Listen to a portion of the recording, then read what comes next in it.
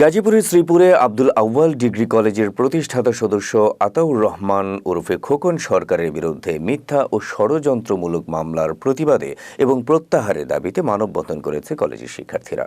রোববার সকালে উপজেলার জৈনাবাজার এলাকায় ঢাকা ময়মনসিংহ মহাসড়ক অবরোধ করেন কলেজের প্রায় ৫ শতাধিক ছাত্রছাত্রী ও শিক্ষকরা। ৫ আগস্টের ছাত্র জনতার দায়ের করা মামলায় হয়রানি ও ষড়যন্ত্রমূলকভাবে আতাউর রহমানের নাম দেয়া হয়েছে বলে দাবি করেন মহাসড়কে আন্দোলনরত শিক্ষার্থীরা। ৩ দিনের মধ্যে মামলা প্রত্যাহার না করলে আরও কঠিন আন্দোলনের হুঁশিয়ারি দেন বক্তারা। এতে প্রায় ২ ঘণ্টা মহাসড়কের উভয় লেনে যান চলাচল বন্ধ হয়ে বিপাকে পড়েন সাধারণ যাত্রীরা। পরে শ্রীপুর মডেল থানার অফিসার ইনচার্জ জয়নাল আবেদিন মণ্ডল এসে আন্দোলনরত শিক্ষার্থীদের শান্ত করে মহাসড়ক অবরোধ মুক্ত করেন।